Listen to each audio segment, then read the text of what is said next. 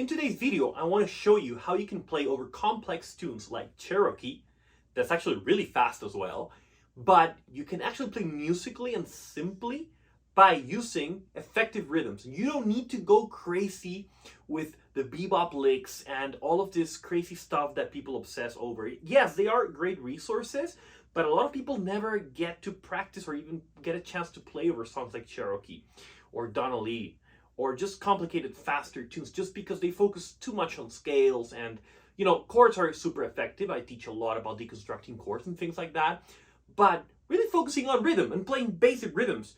In fact, when the song is super fast, you can just play and sing a few simple rhythms over it and just go around specific chord tones. You can actually just have a template of not even the chord tones, but you can have specific notes that you want to make sure that you tackle or you go around specific chords.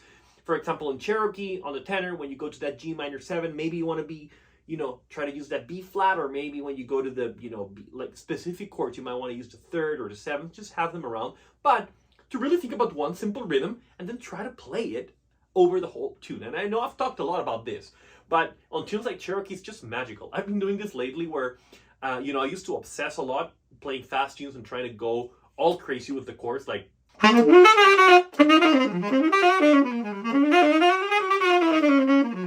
which is pretty cool. I mean, it serves a purpose, but really to go back and think on rhythm and play way more musical. So what I'm going to do now, I'm going to make this quick. I'm going to play over Cherokee, and I'm going to use one simple rhythm for the whole tune. Okay, it's just gonna be like this: 1, 2, 1, 2, 3, 4.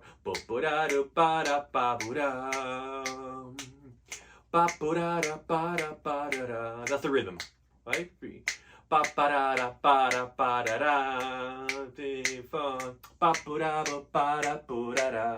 Right? Just sang kind of the A section there. That's my rhythm. It's gonna be really fast. So it's gonna be 1, 2, 1, 2, 3, 4.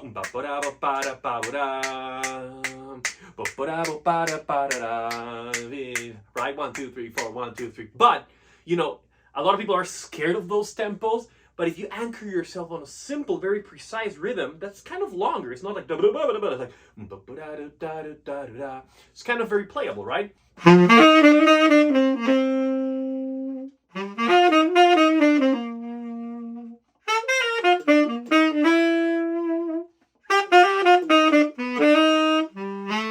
Right? In fact, it just makes me play a lot more musical. It makes me play and target specific notes, and it produces a much nicer phrase to listen to. Then you can introduce all the crazy bebop licks around it, but this anchors yourself into musicality. At least that's what it does for me when I stick with rhythms like this. Instead of being like, oh my gosh, I gotta play so fast over changes. The fact that the tempo on the song is fast and hard and has many chords doesn't mean that you have to play all of it, right? It means you can go simple. So I'm gonna grab that rhythm. I'm gonna go ahead and record one chorus of Cherokee. I'm gonna target the chord tones. I'm not gonna go too complex with my phrases, but I'm mainly gonna use the chord inversion, a few maybe tensions, and just trying to go around the nice notes of the chord, 3rd, 7th, and maybe a little bit of the C major scale when it fits, right? But that's gonna be basic resources, right? But I'm going to use the rhythm, and you're going to see how nice and musical it already starts sounding, and then we're going to add some more. Let's do it.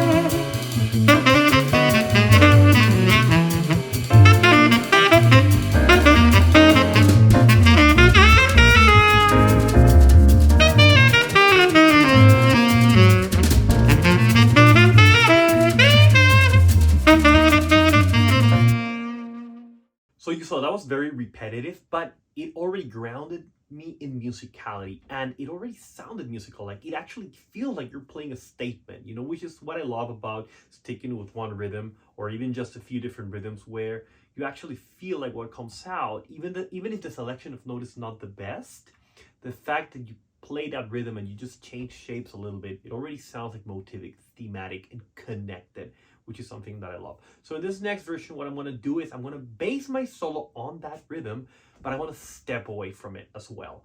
And you might hear, you might hear me start with the same rhythm and then maybe make a variation of that rhythm. So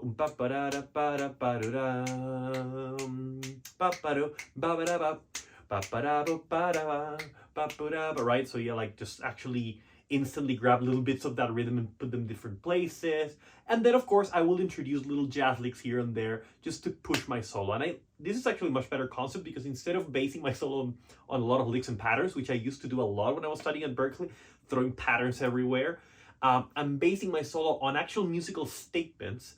And then I'm using all this vocabulary that I've built. I've spent a lot of time writing phrases and creating my own phrases, so I can place them in these places where, especially when there's like a lot of chords in 2/5, I'll stick in a fast lick there, but then I go back to the rhythm and to actually produce musical statements again. And that just makes it so much better. I'm practicing like this now even more as I'm doing this video. This is a great practice for me, and I recommend you do it.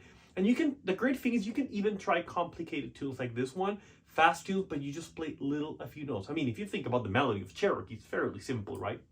So this is what I'm going to do now. I'm going to record the next version. I'm going to still base it on that rhythm, but now I'm going to step away from it a bit, maybe use bits and pieces. I'll maybe stick another rhythm here and there, and I'll introduce a few licks here and there, but try to recognize that rhythm when it comes back. I'm mainly going to be using it, so I'm still basing it most of my solo on that rhythm, just so that you can see how that sounds. Okay, let's go.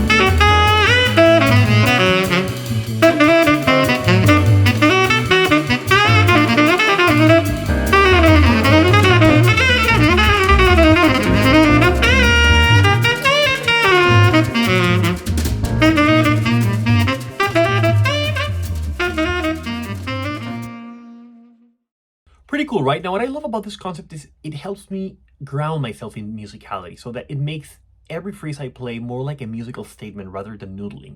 And, I was the kind of guy that would just play licks and patterns all over the place. I practiced so many of them, created so many of them. And I would, blow over Cherokee and just play lick, after lick, after pattern. It was just not sounding musical until I started really doing this. And I do it now even more often, where I can play over complex tunes. And now it's like, how can I extract musicality out of that tune with literally rhythmic language? It's really, truly amazing. So I recommend you do this. Try with any tune. Try with, even a harder tune that you would normally not play over because you're just, struggling with the chords and things like that. Forget about the actual chords and scales and write a few notes, maybe some guide tones or specific notes that you want to play over each chord. Oh, this note's special here, maybe the thirds and the seventh. And maybe just like a few scales, but just focus on rhythm. Even if you play the wrong note, with good rhythm, it will sound a lot better. So try that and see how it goes. And then just include this in your practice. Whenever you're doing anything, just grab one or two simple rhythms and try to make musical statements. If it's a scale, if it's a chord, two chords, even if it's an entire tune. Of course, if it's an entire tune, try to make it simple and just try to produce rhythmic phrases that will make your whole solo sound motivic and more musical. Now, hope you enjoyed this video. Please leave in the comments what you want to see next, and make sure to subscribe, turn on notifications, and stay tuned for my next video. I post one every single Tuesday. Now, if you want to drastically improve your improvisation skills and really take your playing to the next level with extended support, I invite you to check out my Improv Mastery Circle. This is my exclusive private community where I help musicians all over the world drastically improve their playing with my step-by-step system, which is a roadmap that shows you exactly from the very beginning to how to deconstruct chords and how to really gain that melodic language, boost your rhythmic language, and really become an amazing improviser. And then we have a community where you can share your progress and get direct feedback from me, which is truly something unique and amazing about this community. We also do live group calls and a lot of other really cool stuff. So if you're interested and you don't want to do this alone, you want to drastically boost your improv skills, then check it out. I left the link below with a very special invitation for you. You can also just get my online course in my system if you would like to just do it at your own pace. That's great. You can also get that, and I'm sharing my step-by-step system anyway. But if you want the community support and direct feedback from me, then make sure to check out the Improv Mastery Circle in the description. You're absolutely gonna love that. I hope you found this video useful, and thank you so much for watching. I will see you in the next one.